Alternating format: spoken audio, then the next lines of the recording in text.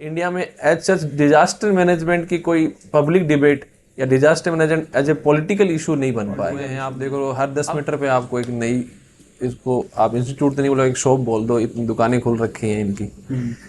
लेकिन जो उसके प्रोपोर्शनेट वे में क्या इंफ्रास्ट्रक्चर बना है यहाँ पे, या उसी इंफ्रास्ट्रक्चर पे इतनी चीज़ें डेवलप कर ली गई हैं कि पॉलिटिकल सर्कल्स में और एडमिनिस्ट्रेटिव सर्कल्स में एक चीज़ उनको एक्सट्रीमली क्लियर है कि इंडियन सोसाइटी और इंडियन लोगों की जो मेमोरीज है वो बहुत शॉर्ट है। उनका रेस्पॉन्स इतना प्रॉम्प्ट था क्या जो वो लोगों को बचा सके। उनके पास इतने इंस्ट्रूमेंट टूल्स ही नहीं है जिससे वो बच्चों को निकाल सके। इंसिडेंट होने के बाद वो एक इन्फॉर्म कर रहे हैं कि इतने 3 बच्चों की डेथ हो गई, रादर देन कोई रेस्क्यू ऑपरेशन। जितने भी बच्चे जो वहाँ बचे हैं वो अपने एफर्ट से बचे हैं, रादर देन कोई एडमिनिस्ट्रेशन वहाँ पे उनको बचाने आया। जेएनयू यहाँ आया क्यों, इसका एक रीजन है ना, हमारा एक स्टूडेंट इसमें इन्वॉल्व है। हमारा एक स्टूडेंट की यहाँ पे वो लोग बोलते हैं कि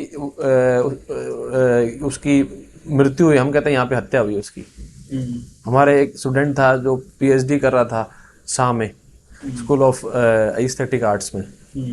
वो इन 3 में से एक स्टूडेंट था हमारा। तो हमारा डायरेक्ट स्टेक है इसमें। तो हम ऐसे नहीं है कि भाई आउट ऑफ ब्लू हम यहाँ पे आ गए हैं। आप कोई भी प्रोटेस्ट होता है वो एक पॉलिटिकल एक्टिविटी है, आप मानो, in public spare.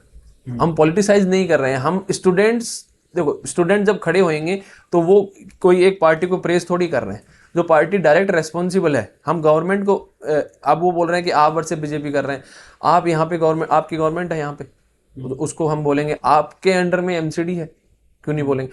Centre government की पुलिस है दिल्ली पुलिस, तो उसको हम रेस्पॉन्सिबल मान रहे हैं। तो एक गवर्नमेंट एक पे थोड़ी जा रहे हैं, हम तो डिपार्टमेंट वाइज जा रहे हैं ना। आपको एक प्रोसीजर जानना होगा कि ये प्रोटेस्ट कैसे कल्मिनेट होगा, कैसे आप अपन को डिजायर्ड रिजल्ट्स मिल जाए।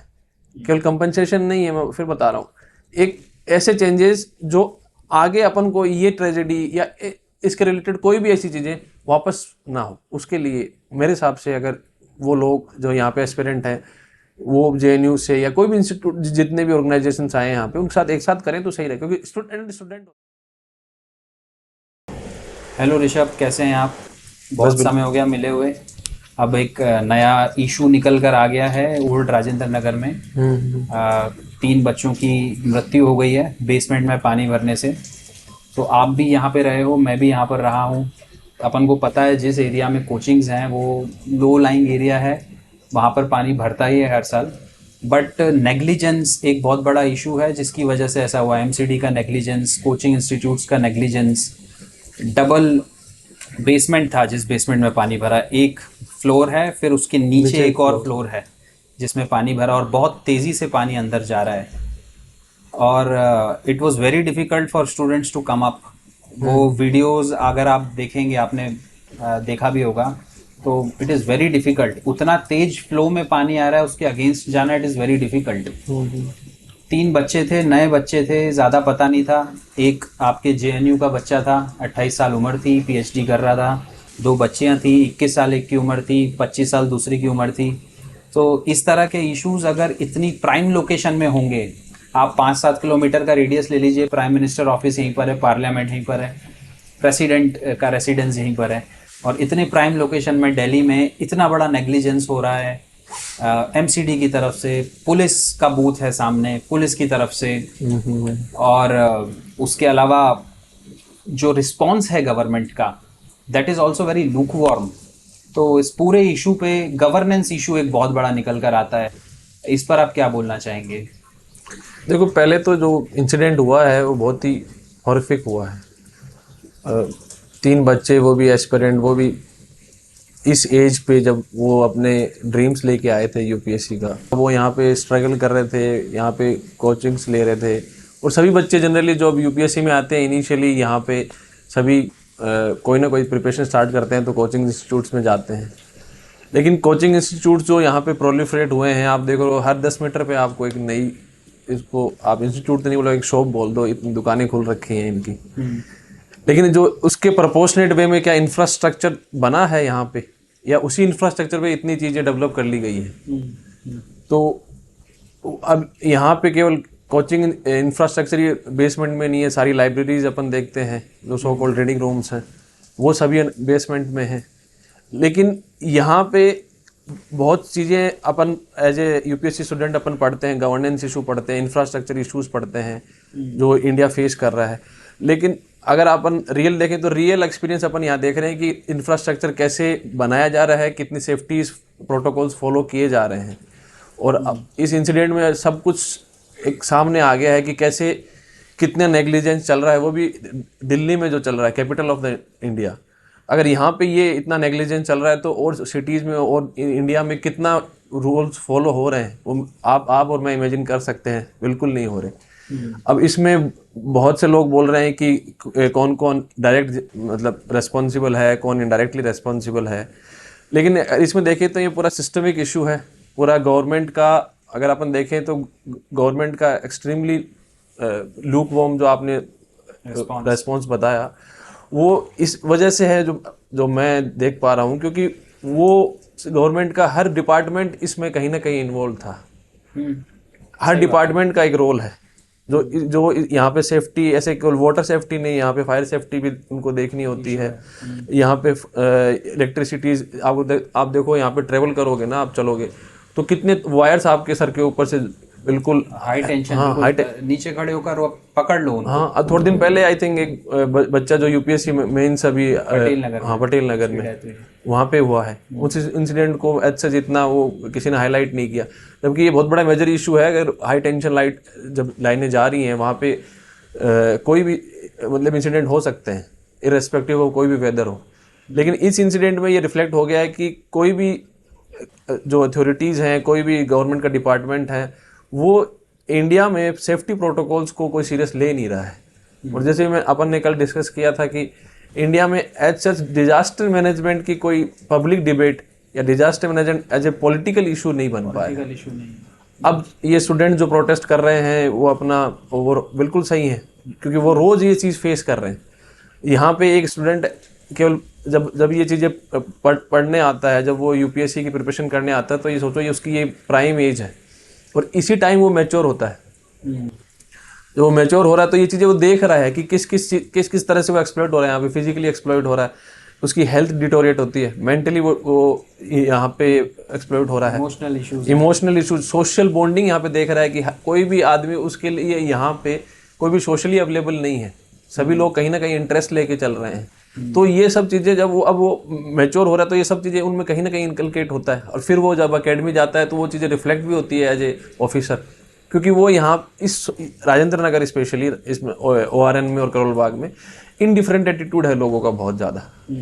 कहीं ना हर आदमी यहाँ पे एक प्रोडक्ट है, हर आदमी यहाँ पे एक पोटेंशियल कस्टमर है, रादर देन कि वो एज ए इंडिविजुअल उसकी वैल्यू हो रही है।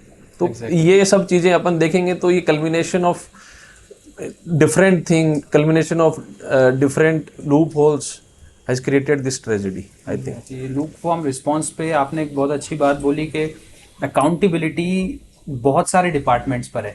ये सिंगल पॉइंटेड अकाउंटेबिलिटी का जो इशू है ये इंडिया में बहुत लंबे समय से रहा है। कुछ भी होता है, फॉर एग्जांपल नेचुरल डिजास्टर हो चाहे मैन मेड हो, ये तो मैन मेड है। ट्रेन का एक्सीडेंट हो जाता है थोड़े समय पहले, अभी कल ही हुआ था, ठीक है, मालदा। उसके बाद अभी केरला में वो एक नेचुरल डिजास्टर है, बट इन सम और the other way it is also man made. तो इतने डिजास्टर्स होते हैं, केरला में 120 मर गए, ट्रेन का एक्सीडेंट हुआ तो पता नहीं कितने मर गए, यहाँ पे तो ये बहुत बड़ा नेग्लिजेंस का इशू था।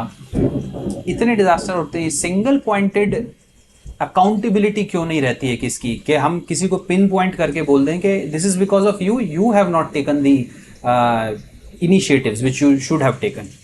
वो ना होकर स्प्रेड रहती है अकाउंटेबिलिटी, एंड अल्टीमेटली वो इतनी स्प्रेड अकाउंटेबिलिटी मतलब किसी की अकाउंटेबिलिटी नहीं है, किसी की आंसरेबिलिटी नहीं है। तो इसमें इशू ये है कि अपन बहुत से डिपार्टमेंट साइलोज में बांट रखे हैं, there is no integration mostly. अगर एमसीडी में भी जाओगे तो अगर आपकी वाटर की प्रॉब्लम है तो उसमें भी अलग अलग डिपार्टमेंट्स है कि कौन से वाटर की प्रॉब्लम है, आप पे अंडरग्राउंड की है या पाइप वाले की है, तो वो सबका अलग अलग डिपार्टमेंट है, वो एक दूसरे से कम्युनिकेट कर ही नहीं रहे हैं, उनको पता ही नहीं है। आप ये सिंपल चीज़ देख लो ना कि दिल्ली में अपन कहीं भी चले जाओ अभी भी रोड बन रही हैं।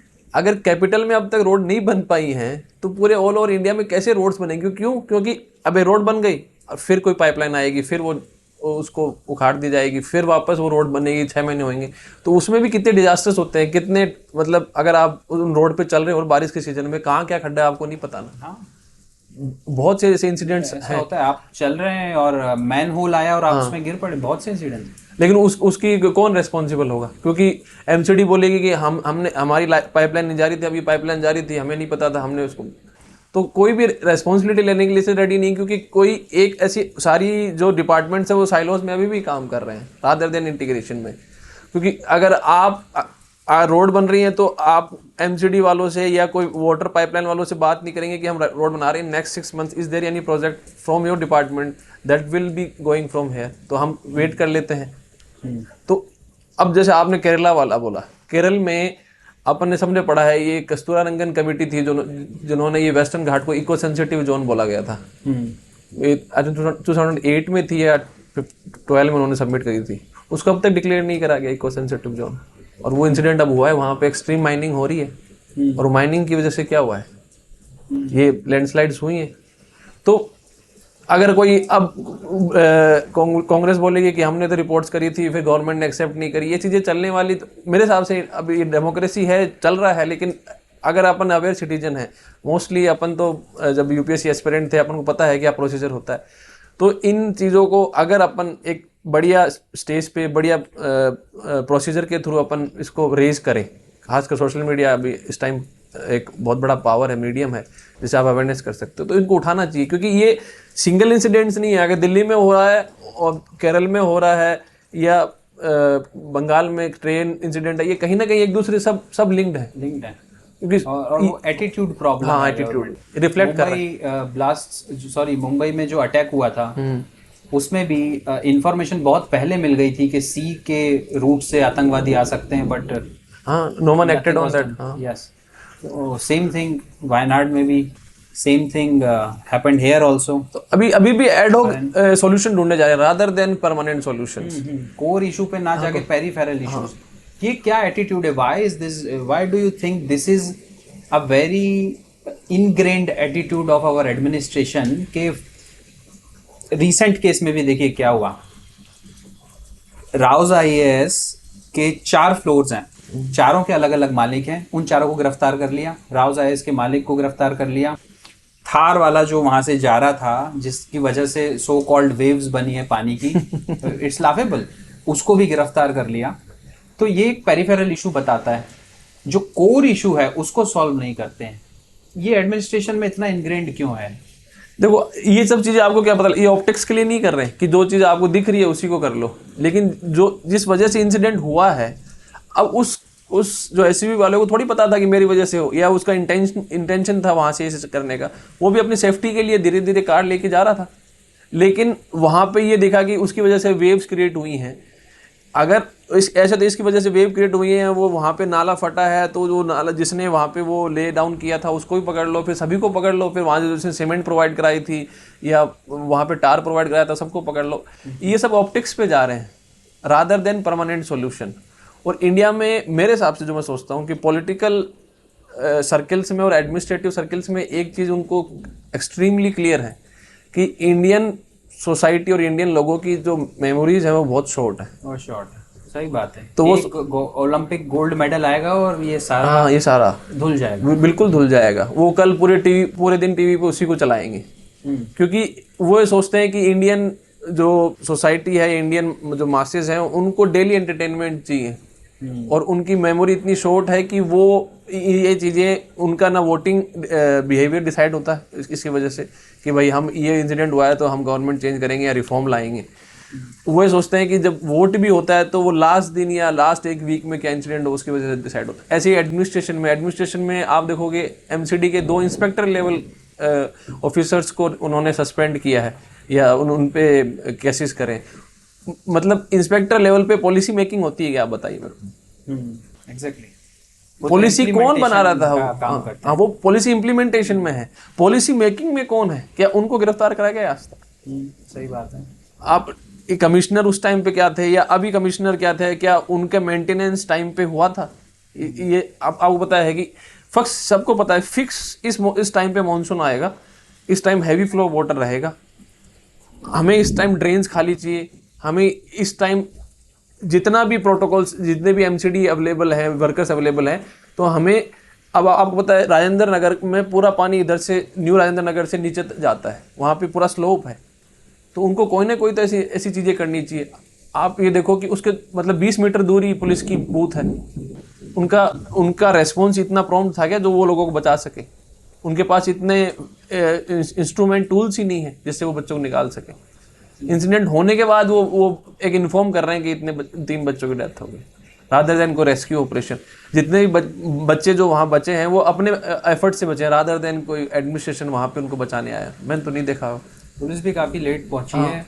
लोगों का कहना था कि फायर ब्रिगेड बुला लिया है, बट गोताखोरों को पहले बुलाना चाहिए था, शायद उससे बच पाते।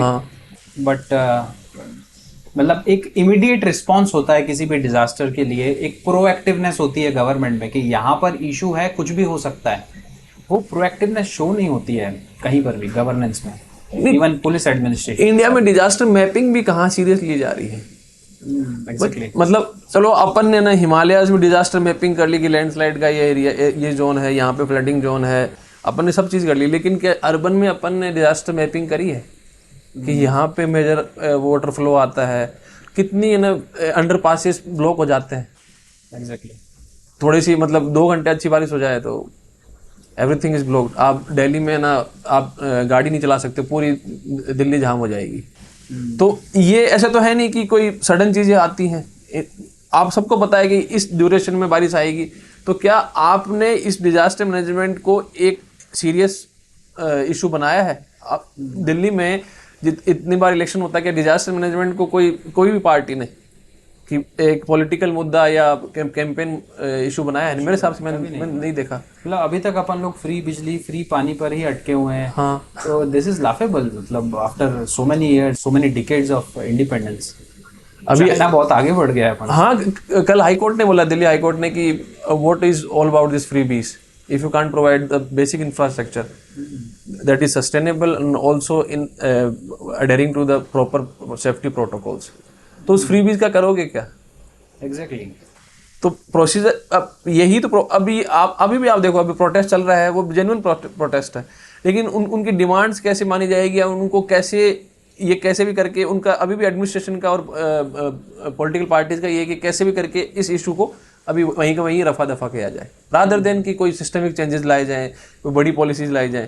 क्योंकि दिल्ली गवर्नमेंट ने कमेटी बना दी, एलजी साहब ने कमेटी बना दी, सेंट्रल गवर्नमेंट ने कमेटी बना दी, उसका होगा क्या? कितनी कमेटीज अपन ने देख ली, किसी का कुछ हुआ? 50 से कमेटी बनी। ये यूपीएससी के स्टूडेंट यही बस आंसर शीट में लिखाएंगे, मेंस में इसमें कुछ और होगा नहीं। कुछ कमेटी के लिए अलग बुकलेट आ जाएगी करंट अफेयर की। इसी इंसिडेंट पे 2 बुकलेट आपको मिल जाएगी 15 दिन बाद कि राउज इंसिडेंट।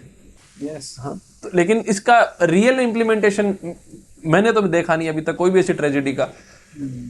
आप ये देखो कि इंडिया में फ्लडिंग रिकरिंग है, क्या उसका रियल ये उड़ीसा हुआ, बंगाल हुआ, आपका गुजरात हुआ, इधर कोई इलेक्शन इशू है? ये पॉलिटिकल इशू नहीं है ये, जबकि वहाँ पे तो रिकरिंग प्रोसेस है ये।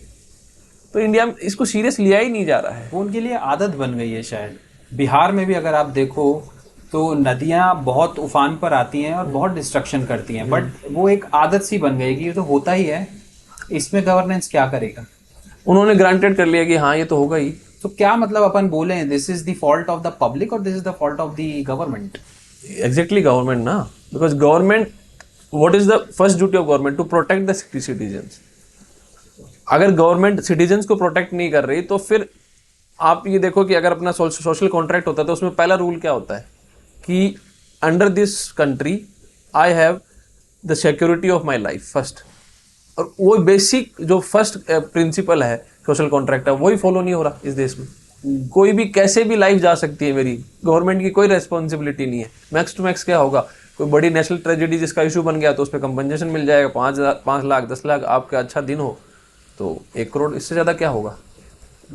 कोई बड़ा आपका अच्छा दिन तो वैसा होगा कि मतलब आपके साथ बहुत ज्यादा गंदा कुछ बुरा हुआ होगा तब आपको 1 करोड़ मिलेगा। अदरवाइज मतलब इसमें ऐसे देखा कि उसके इंसिडेंट के बाद कोई बड़ा पार्लियामेंट में डिबेट हुई हो, सीरियस डिबेट जिसपे कुछ बिल्स आए हो या उस पर कोई पॉलिसी बनी हो, एक अलग से डिपार्टमेंट बनाया गया हो, कुछ ऐसा हुआ? मैंने तो नहीं देखा आज तक ऐसे incident.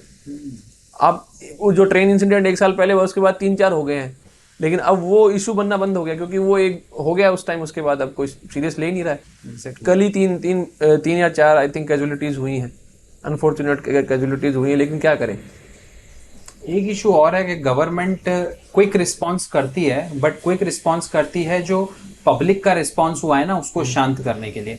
For example I remember Nirbhaya का जो केस हुआ था उस पर बहुत क्विक रिस्पांस था गवर्नमेंट का, बट इन अ वे लोगों का गुस्सा शांत करने के लिए what ended up happening is laws uneven हो गए for male and for female, there are uneven provisions in law. तो इस तरह का भी रिस्पांस इज नॉट गुड। और एक बहुत सरल रिस्पांस होता है कंपनसेशन का, as if human life is equivalent to some 10 lakh और 20 लाख और 1 करोड़ रुपए। राइट।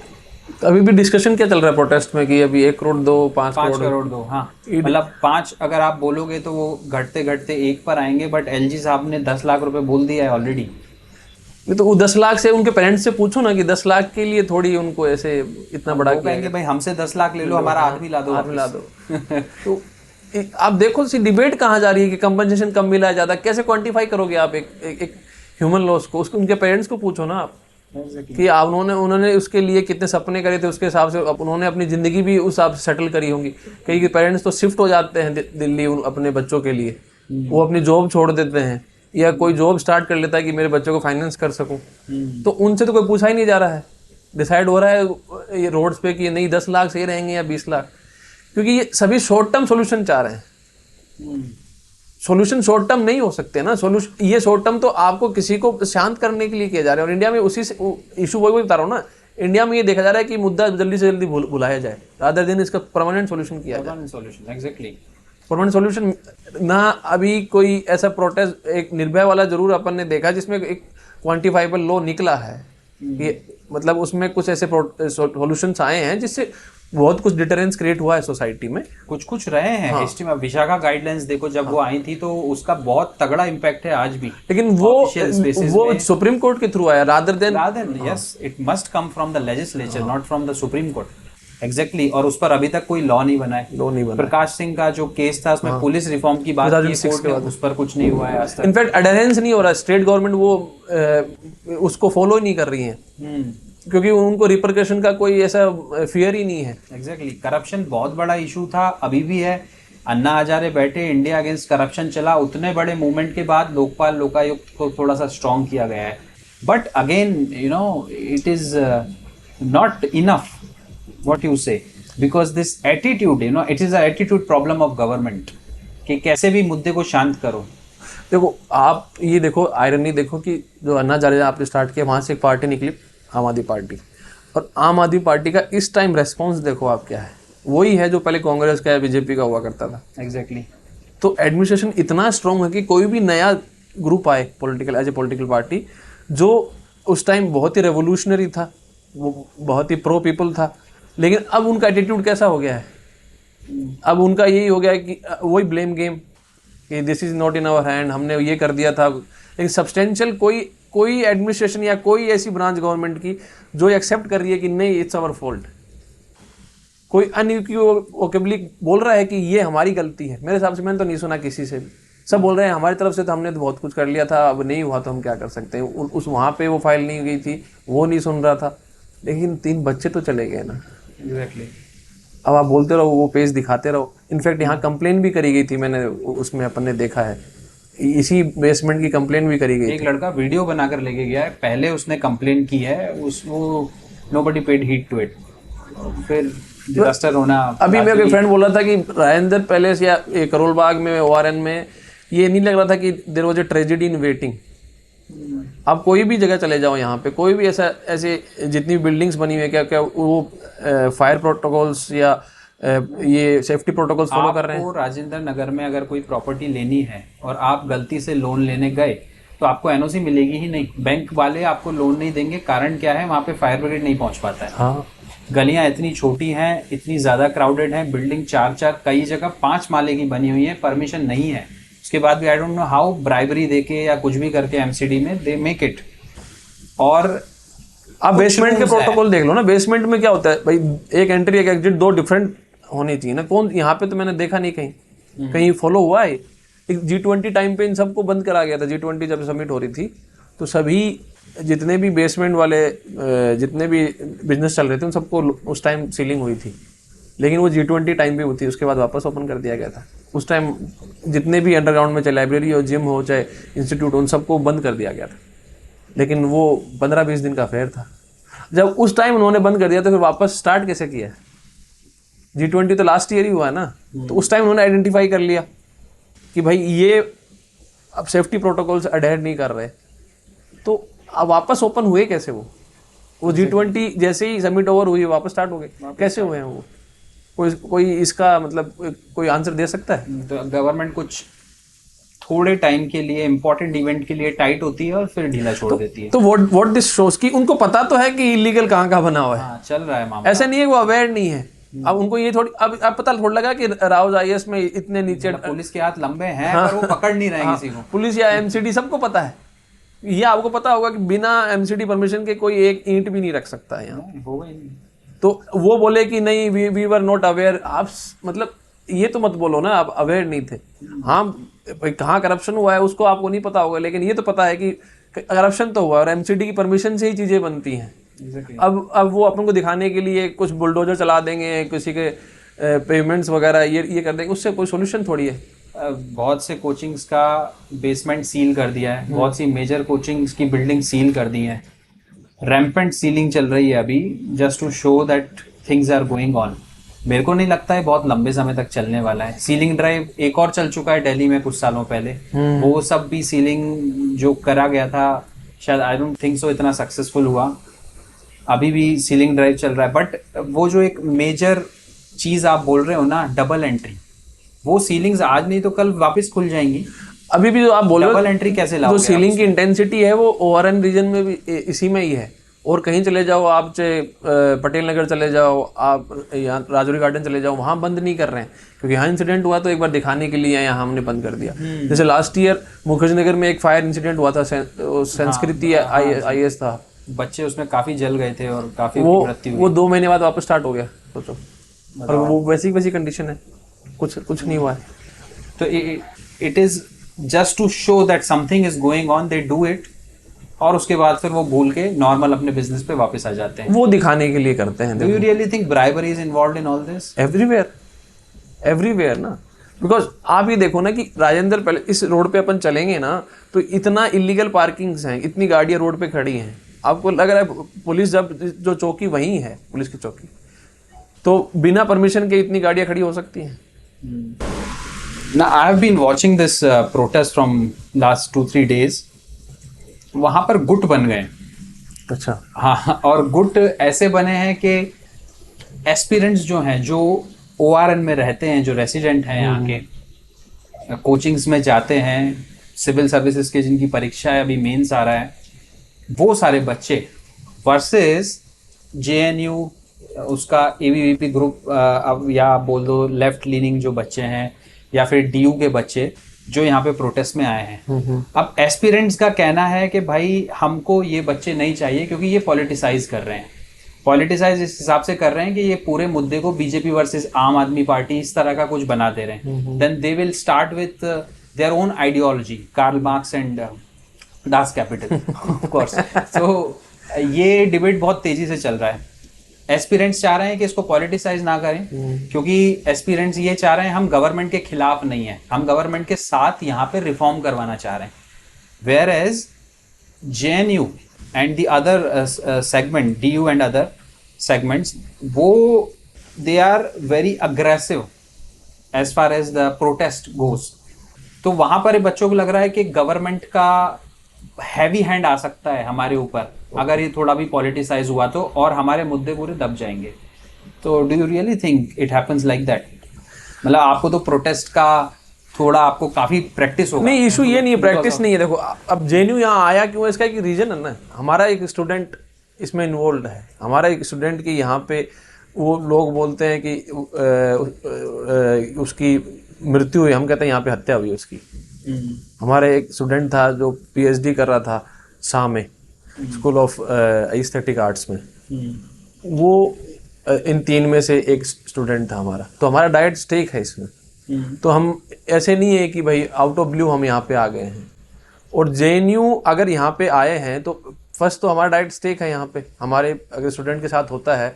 सेकंड, हम ये डिफरेंशिएट नहीं करते ना कि ये यहाँ पे राजेंद्र नगर के स्टूडेंट हैं या डीयू के स्टूडेंट एक कम्युनिटी होती है, उसके लिए आपको खड़ा होना ही पड़ेगा सॉलिडेरिटी में। थर्ड चीज़ की जो आप बोल रहे हो कि यहाँ पे ये बोल रहे हैं कि जेएनयू वाले मार्क्स ले आएंगे, वो ले आएंगे। हम यहाँ पे इशू ना तो नया क्रिएट करने आए हैं, ना इसको डिस्ट्रैक्ट करने आए हैं। हम वही इशू उठा रहे हैं जो यहाँ पे रियल इशू है। हाँ, हम इस वो उनको ऐसा दिख रहा होगा क्योंकि हमें देखो प्रोटेस्ट हमें करना आता है, प्रोटेस्ट का एक प्रोसेस होता है और उस प्रोटेस्ट का एक अल्टीमेट एंड होता है कि उसमें क्या क्या अचीव करेंगे अपन। तो उसका यहाँ पे आपको पता है एस्पिरेंट्स को कभी प्रोटेस्ट मेरे हिसाब से उन्होंने कभी पार्टिसिपेट किया नहीं है।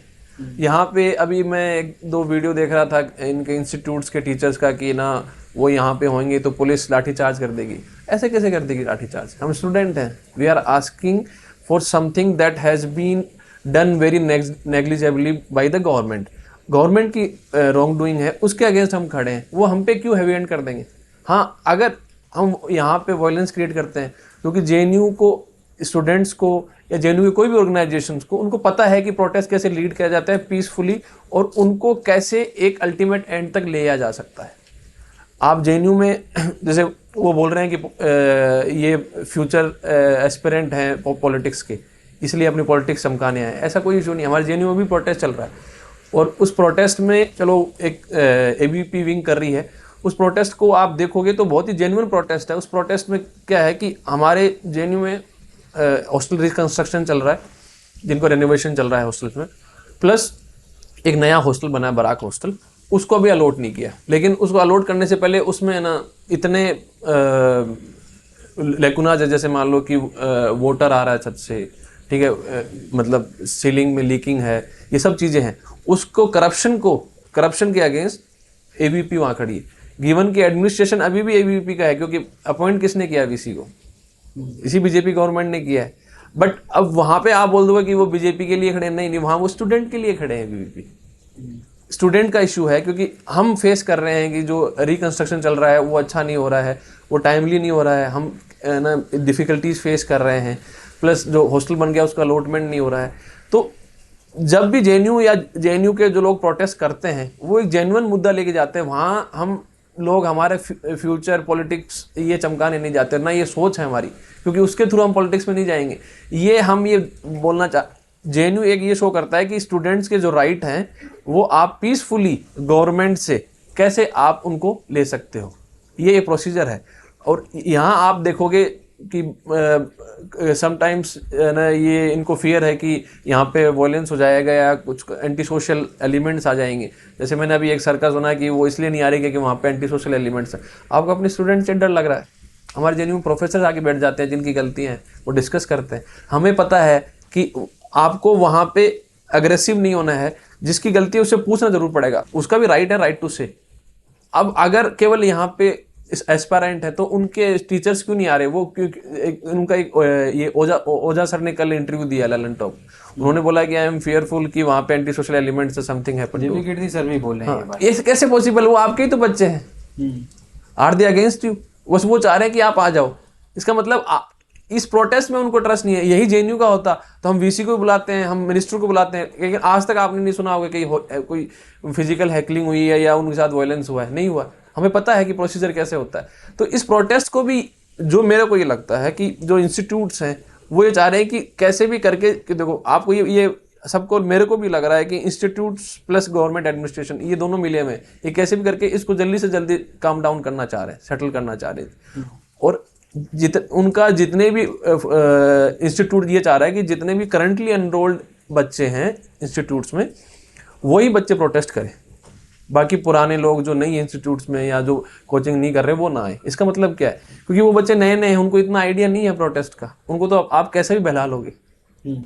ठीक है, ऐसे ही आप उनकी डिमांड देखो कितनी चाइल्डिश है। ये डिमांड से थोड़ी आपको ये सिस्टमिक रिफॉर्म आएंगे या रियल जस्टिस आपको मिलेगा।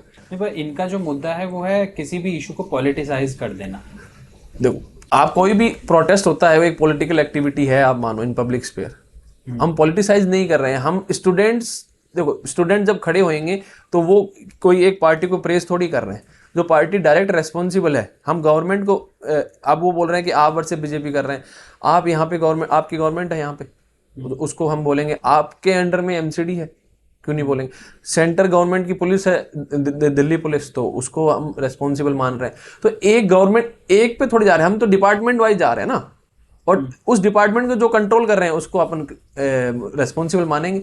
कहीं भी जेएनयू वालों ने ये बोला होगा कि ओनली आप इज रेस्पॉन्सिबल, ये पॉसिबल नहीं है, क्योंकि जब भी जेएनयू में कोई बड़ा इशू आता है तो इररेस्पेक्टिव ऑफ आइडियोलॉजी सभी लोग स्टूडेंट्स के लिए खड़े होते हैं। अगर आप 2019 वाला प्रोटेस्ट देखो, जब हमारे फी हाइक वाला मूवमेंट हुआ था, तो उसमें ये थोड़ी कि केवल लेफ्ट उसमें इन्वॉल्व था, एवीपी भी इक्वली इन्वॉल्व था, क्योंकि वो स्टूडेंट्स का इशू है। और उसमें कौन नेता निकल के आए? कोई नहीं निकल के आया। बात यह है कि यहाँ पे टीचर्स को पता नहीं है कि जेएनयू क्या है, उन्होंने बस सुना है। लेकिन जेएनयू एक ऐसा मीडियम है जो बच्चों को प्रोटेस्ट करना सिखाता है, और इस प्रोटेस्ट के थ्रू उनको जस्टिस प्लस उनकी जो डिमांड है वो पीसफुली वो कैसे गवर्नमेंट से लें, वो एक प्रोसीजर इनकलकेट करता है। और वो इसलिए जेएनयू वाले यहाँ बैठे हैं। पहला तो उनका खुद का स्टेक है, हम यहाँ पे कोई ऐसे नहीं आए हैं कि ज़बरदस्ती यहाँ पे हम हाईलाइट होने आए हैं। जेएनयू को हाईलाइट होने की ज़रूरत नहीं है। हमारा आपको नहीं लगता कि जेएनयू के ही जो लोग हैं, जो बच्चे हैं, स्टूडेंट्स हैं और जो पार्टिसिपेट कर रहे हैं प्रोटेस्ट में, दे शुड कम फॉरवर्ड, और जो इनसिक्योरिटीज़ हैं एस्पिरेंट्स की वो हटाएं, should get involve in debate and talking, not debate, and rather convincing the aspirants to sit along with them rather than creating differences. पहली बात तो ये फुलिशनेस है यहाँ के स्टूडेंट की, जो सोच रहे हैं कि जेएनयू वाले अलग और हम अलग। इशू स्टूडेंट का है ना। स्टूडेंट यहाँ पे ऐसे तो है नहीं जेएनयू के बच्चे नहीं निकलते। जेएनयू की हमारी लाइब्रेरी से हर साल 50 से 60 बच्चे हर साल यूपीएससी क्रैक करते हैं, तो वहाँ तो और ज़्यादा अच्छा कल्चर है यूपीएससी का। तो ऐसा नहीं है कि हमें पता ही नहीं यूपीएससी कैसे निकालते हैं, यहाँ वहाँ पे कोई यूपीएससी की प्रिपरेशन नहीं करता है। बात यह है कि यहाँ पे जो मेरे हिसाब से जो स्टूडेंट हैं उनको इतनी कोई प्रॉब्लम नहीं है। प्रॉब्लम है इंस्टीट्यूट्स वगैरह की, जो ऊपर जो इनके मास्टर्स हैं वो कहीं ना कहीं ये डिवीजन क्रिएट करके उनको अपनी साइड लेना चाह रहे हैं कि we are protecting you. JNU वाले ही खराब है, इससे कुछ नहीं होगा, इससे मुद्दा डिस्ट्रैक्ट हो जाएगा। पुलिस को ये पता है कि ये बच्चे, इनको प्रोटेस्ट करना आता नहीं, थोड़ा सा भी अगर डर दिखाएंगे वो उठ के चले जाएंगे। और आप आज दिन में देखा भी, आज पुलिस ने क्लियर करवा दिया था प्रोटेस्ट, वो तो शाम को दोबारा बैठे हैं आज। तो जेएनयू अगर यहाँ इन्वॉल्व होता तो ये पॉसिबल ही नहीं था, क्योंकि आप अगर अथॉरिटीज के सामने अगर लड़ रहे हो तो वहाँ पे आपको प्रोवोकिंग स्टेटमेंट्स या आपको वायलेंस ये आप कर ही नहीं सकते हो, बिकॉज आपको पता है state is a very mighty force, उसके सामने आप स्टैंड नहीं होते। लेकिन उससे बातें कैसे मनवानी है उसका भी एक प्रोसीजर है, उसका भी एक मेथड है। तो वो मेथड इन स्टूडेंट्स को पता है, मेरे हिसाब से नहीं पता है। वो इसलिए ये इतने इरेशनल स्टेटमेंट्स दे रहे हैं कि JNU is creating some political mess here. ये तो अब आप भी इसमें अभी आप बोले कि आप वहाँ जाके आए, तो आपको पता लग रहा है कि वो कितने नोविस हैं जो यहाँ के बच्चे प्रोटेस्ट कर रहे हैं, वो उनके क्या डिमांड्स और उनके मेथड्स आपको पता ही होंगे। वो Delhi police I love you और ये तो प्रोटेस्ट के कोई स्लोगन्स नहीं होते, आपको पता ही है, क्योंकि वहाँ पे मजाक नहीं चल रहा आई लव यू, वहाँ बच्चे मरे हैं, 3 बच्चे मरे हैं, और वो जिस पुलिस को आई लव यू बोल रहे हैं वो रेस्पॉन्सिबल है कहीं ना कहीं इस इंसिडेंट में, पूरी तरह रिस्पॉन्सिबल है। तो फिर उसको ये क्या मजाक चल रहा है? Maybe they are scared, maybe you know they want to do it in a way के मांगे भी पूरी हो जाए और कुछ इशू क्रिएट ना हो। यार आप स्कैर्ड हो तो आप प्रोटेस्ट मत करो। किस बात का स्कैर्ड हो? क्या आपने कोई इलीगल डिमांड या इमोरल चीजें आप मांग रहे हो? आपके साथ इनजस्टिस हुआ है उसी का तो आप प्रोटेस्ट कर रहे हो ना। तो गवर्नमेंट बैकफुट पे रादर देन यू, तो आप पे हैवी हैंडेड कैसे होगा? गवर्नमेंट क्यों करेगी? क्या रीजन है बताओ तो सही। जिस एरिया प्रोटेस्ट कर रहे हो वो आपका ही है, इसी एरिया में आप रहते हो और जेन्युइनली एवरीवन इज अफेक्टेड। तो कौन ऐसी कंप्लेन करेगा कि यहाँ पे एक मैस क्रिएट हो रहा है? क्योंकि सभी जितने भी इंस्टीट्यूट्स हैं, जितने भी यहाँ पे लैंडलॉर्ड्स हैं, वो सबको गिल्टी, कहीं ना कहीं ये गिल्ट है कि ये इंसिडेंट हुआ है। तो आप डर किस बात से रहे हो? आप तो जितना पीसफुली, जितना स्ट्रांगली अपनी बातें रखोगे उतना ही तो अच्छा है, उतनी जल्दी आपकी गवर्नमेंट बात मानेगी, और वो भी कंस्ट्रक्टिव वे में, रादर देन कि ना ये आप कर सकते हो कि नहीं। कंस्ट्रक्टिव वे में हमारी जो डिमांड है वो रैशनली है, हम क्यों मांग रहे हैं, ये सब चीज़ें आप बैठ के समझाओगे। क्या होता है, नेगोशिएशन होता है कोई प्रोटेस्ट में, तो ये कैसे करेंगे? कौन, कोई है कमिटी जो नेगोशिएट करेगी गवर्नमेंट से, जो डायरेक्ट कम्युनिकेट करेगी? वो गवर्नमेंट ऐसा तो है नहीं कि 500 की भीड़ में बैठ के बात करेंगे, ऐसा पॉसिबल नहीं है ना। तो इस प्रोटेस्ट को ऑर्गेनाइज कैसे होगा? कोई भी प्रोटेस्ट हो, कोई भी इशू पे हो, वो एक ऑर्गेनाइजेशन से चलता है, अदरवाइज तो कोई भी एलिमेंट इन्वॉल्व हो जाएगा, अदरवाइज कोई कुछ भी बोल देगा, ऐसे तो फिर मतलब कंक्लूसिव प्रोटेस्ट होगा नहीं। आप जितने भी इंडिया में मतलब 2015 में एक जाट प्रोटेस्ट हुआ था, उसका कोई कंक्लूजन नहीं निकला। जब भी लीडरलेस विदाउट एनी ऑर्गेनाइजेशन जो प्रोटेस्ट होता है, जैसे किसान आंदोलन था, वो फुल्ली ऑर्गेनाइज था, एक प्रोसीजर के थ्रू चल रहा था। वहाँ पे कोई भी ऐसे मिस हैपनिंग नहीं हुई, कोई भी एंटी सोशल एलिमेंट्स नहीं गए, वो भी 1 साल चला है। क्यों चल पाया? क्योंकि एक सॉलिड कमेटी थी, एक ऑर्गेनाइजेशन कमेटी थी जो हर चीज़ चैनलाइज कर रहे हैं। ऐसे नहीं है कि एड होगा, आज ये कर लेते हैं वो कर लेते हैं। प्रोटेस्ट है, प्रोटेस्ट को एक प्रोसीजर होता है, वो आपको समझना पड़ेगा। और जेएनयू जैसी जितनी भी वहाँ पे पॉलिटिकल ऑर्गेनाइजेशन, जिसको मैं पॉलिटिकल नहीं बोलता, स्टूडेंट विंग्स होती हैं जो स्टूडेंट का इंटरेस्ट रेज करती हैं, उनको पता है कि कैसी चीज़ें की जाती है। कुछ एग्जांपल्स मिलते हैं हिस्ट्री में, जैसे अपन को 1857 रिवॉल्ट था जो एक सडन रिएक्शन था। उसके बाद क्विट इंडिया मूवमेंट एक सडन रिएक्शन था, सारे टॉप लीडर्स जो थे उनको जेल में बिठा दिया था अंग्रेजों ने। उसके बाद निर्भया कांड में बहुत सडन रिएक्शन था, there was no leader. But इन सबको अपन बोला जाएंगे कि अमूलचूल परिवर्तन लेकर आए थे एडमिनिस्ट्रेशन में या स्टेट ऑफ अफेयर में।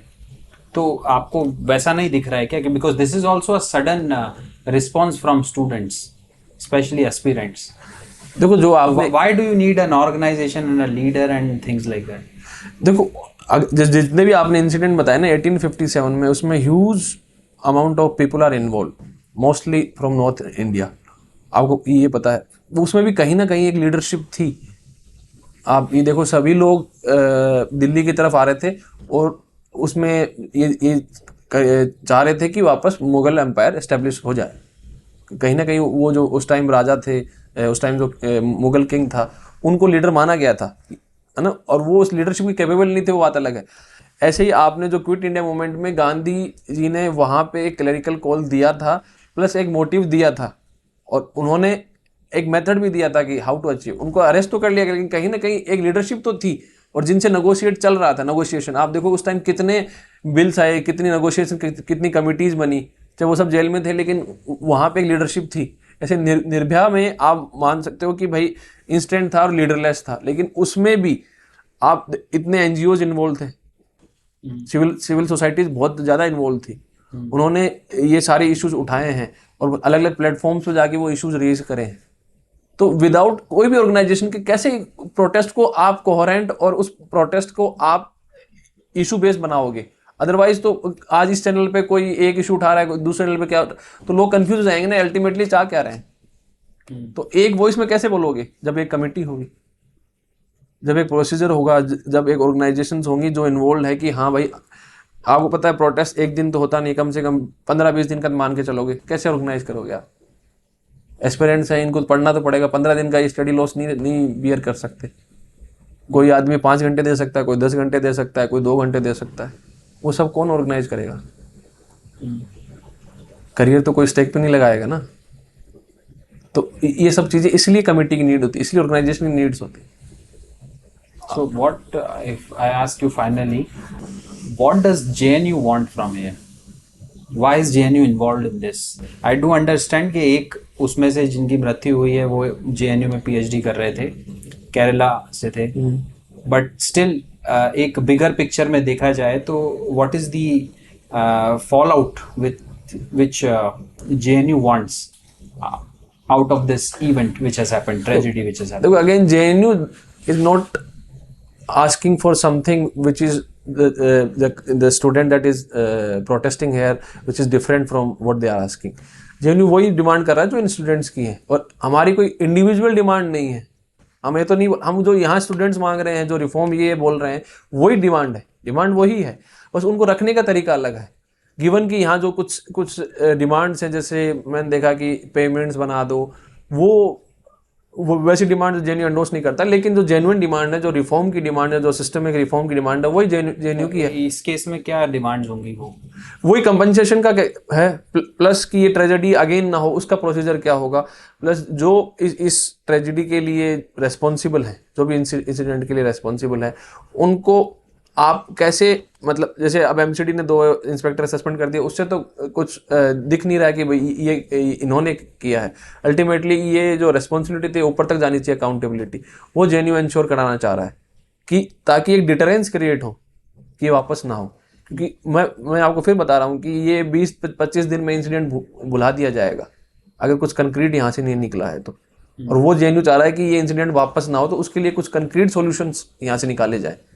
इसीलिए यहाँ पे जेन्यू इन्वॉल्व है। आप बताइए, हमारे स्टूडेंट इसलिए इन्वॉल्व, लेकिन इसमें हमारा कोई अलग डिमांड नहीं है इनसे कि हम अलग चाह रहे हैं, नहीं। हम ये चाह रहे हैं कि यहाँ पे जो बच्चे आए उनकी स्टडी पीसफुल रहे, उनको यहाँ कंफर्ट मिले, वो यहाँ पे चाहे आईएएस बन जाए, आईपीएस बन जाए, लेकिन वो अपने हेल्थ का नुकसान करके ना जाए, क्योंकि वो परमानेंट डैमेज है। वो उनका ये जो प्रिपरेशन पीरियड है वो इतना एक्सप्लॉयटेटिव और ऑप्रेसिव ना रहे। क्योंकि आपको ये, मैं आपको उस टाइम अभी बता रहा था कि जो बच्चा इस टाइम प्रिपरेशन कर रहा है, वो जो पर्सनली फील कर रहा है, एक्सपीरियंस कर रहा है, वो चाहे आप कितनी भी एथिक्स पढ़ा दो, उसको दिमाग में इम्प्रिंट तो वही होगा जो यहाँ पे सोसाइटी देख रहा है। वो घर से पहली बार निकला होगा या पहली बार वो अकेला रहा होगा, और वो अब ये देखता है कि सोसाइटी कैसी है, मेरे को कैसे ट्रीट किया जा रहा है, और मैं लोगों से इंटरेक्ट कर रहा हूँ तो मेरे रिलेशन कैसे हैं, वो सब चीज़ें उसके इम्प्रिंट होती हैं। और फिर वो जाके ब्यूरोक्रेट बनता है, तो उसका एटीट्यूड वहाँ मेरे हिसाब से यहाँ ज़्यादा डिसाइड होता है, रादर देन आप चाहे इनको एथिक्स पढ़ाओ, चाहे उनको मॉरलिटी के सारे लेसन्स पढ़ाओ, वो मेरे हिसाब से उसका कैरेक्टर डिफाइन नहीं करता, रादर देन उसका पर्सनल एक्सपीरियंस। तो उसको ये इन सब, जैसे यहाँ पे सबसे बड़ा एक्सप्लॉयटेटिव मेथड क्या, ब्रोकरेज। यहाँ पे कोई भी स्टूडेंट बिना ब्रोकरेज, रेंट भी है, हाँ रेंट है, लेकिन ब्रोकर जो है वो आपको कैसे एक्सप्लॉइट करते हैं वो आपको पता है। बहुत से लैंडलॉर्ड को पता भी नहीं है कि भाई उनके कितने, जैसे मान लो कि एक रूम रेंट पे ले लेंगे, उसको हाफ में डिवाइड कर देंगे ब्रोकर्स। अब वो तो उसको लैंडलॉर्ड को नहीं पता ना। ये सारे इश्यूज हैं। हाँ, यहाँ पे वो तो उसके लिए एक सिस्टमिक प्रोसेस बनाना कि भाई ये चीज़ें वापस ना हो। ये इंस्टीट्यूट तो मैं आपको फिर बता रहा हूँ 15 दिन में स्टार्ट हो जाएंगे, सभी वेट कर रहे हैं, सभी का बहुत नुकसान हो रहा है। किसी की टेस्ट सीरीज अफेक्ट हो रही है, किसी क्लासेस अफेक्ट हो रही है, क्योंकि उन्होंने तो टारगेट बना रखे हैं ना कि जून तक हमें कोर्स पूरा कराना है, वो कराना है। उनको ये मतलब नहीं है ट्रेजेडी, उनको जल्दी से जल्दी जो भी होए वो सॉल्यूशन निकल जाए, और सॉल्यूशन भी शॉर्ट टर्म रादर देन उनको कुछ स्ट्रक्चरल चेंजेस करने पड़े। तो JNU, as a final question, as a representative of JNU, आप एस्पिरेंट्स को क्या बोलना चाहेंगे जो प्रोटेस्ट में इन्वॉल्व है? देखो, I am not here to speak about from JNU, I am not representative, but as a student I can say कि पहले तो प्रोटेस्ट में आपको पेशेंस होना चाहिए, ठीक है। सेकंड, जो डिमांड्स हैं उनको आप कैसे प्रेजेंट करते हो वो बहुत ज़्यादा मैटर करता है। आप वहाँ डिमांड्स रखते कैसे हो, आपके स्लोगन्स कैसे हैं वो मैटर करते हैं। आपका जो प्रोसीजर ऑफ नेगोशिएशन है वो कैसा है वो मैटर करता है। और यहाँ पे जो भी आपको कोई बोले, please don't differentiate between students, चाहे वो डीयू से हो, जेएनयू से हो, चाहे वो कोई भी यूनिवर्सिटी से हो, क्योंकि वो अल्टीमेटली वो भी स्टूडेंट है और सभी की एस्पिरेशन है यूपीएससी क्रैक करना, इररेस्पेक्टिव हो कोई भी यूनिवर्सिटी से हो। तो हम सब इसी के ही पार्ट है जर्नी के, तो हम एक साथ रहेंगे तो अच्छा रहेगा। और आप चाहे, हम ये नहीं बोल रहे कि ना हम लीडरशिप देंगे, आप हमें साथ ले लो, हम कोऑपरेट कर लेते हैं, कोऑपरेट करके कहीं ना कहीं हम एक अच्छे प्लेटफॉर्म पे, आप लीडरशिप कर लो, कोई इशू नहीं है, हम बैक एंड काम कर लेंगे। लेकिन आपको एक प्रोसीजर जानना होगा कि ये प्रोटेस्ट कैसे कल्मिनेट होगा, कैसे आप अपन को डिजायर्ड रिजल्ट्स मिल जाए। केवल कंपनसेशन नहीं है, मैं फिर बता रहा हूँ, एक ऐसे चेंजेस जो आगे अपन को ये ट्रेजेडी या इसके रिलेटेड कोई भी ऐसी चीज़ें वापस ना हो। उसके लिए मेरे हिसाब से अगर वो लोग जो यहाँ पे एस्पिरेंट हैं, वो जेएनयू से या कोई भी इंस्टीट्यूट, जितने भी ऑर्गेनाइजेशंस आए हैं यहाँ पे, उनके साथ एक साथ करें तो सही रहे, क्योंकि स्टूडेंट होता है, इररेस्पेक्टिव हो, कोई कॉलेज हो, चाहे यहाँ पे तो एसएससी वाले भी आ सकते हैं, ऐसे तो है नहीं एस्पिरेंट, वो भी एस्पिरेंट है, सभी वही फेस कर रहे हैं। यहाँ पे आर्मी की प्रिपरेशन करने वाले भी मुखनगर साइड में आपको मिल जाएंगे, एसएससी की करने मिल जाएंगे, बैंक की करने वाले मिल जाएंगे, सभी फेस तो वही कर रहे हैं ना। तो वो भी एक स्टूडेंट है, उन सबको एक साथ लेके और ये सॉल्यूशन अपन को यहाँ निकालना चाहिए। ओके, ठीक है। It was nice talking to you Rishabh, और आई होप के जिस भी चीज़ के लिए प्रोटेस्ट हो रहा है वो आउटकम्स जल्द से जल्द गवर्नमेंट सुने, उस पर काम करे, और this kind of tragedy must not be repeated anywhere in India, in any locality where students are living. नहीं, श्योरली, मतलब first of all thank you for inviting me. और ये जो जितना जल्दी हो सके, बिकॉज अपन जानते हैं कि यूपीएससी की प्रिपरेशन में मतलब एक एक दिन इम्पोर्टेंट होता है। एग्जैक्टली। और ये चीज़ें जितनी जल्दी सॉल्व हो जाए उतना ठीक है, और जितनी जल्दी वापस लाइफ नॉर्मल ट्रैक पे आ जाए विथ चेंजेस, पॉजिटिव चेंजेस, तो वो ठीक है। बाकी will see what happen. Okay Rishabh, thank you for coming. Thank you very much.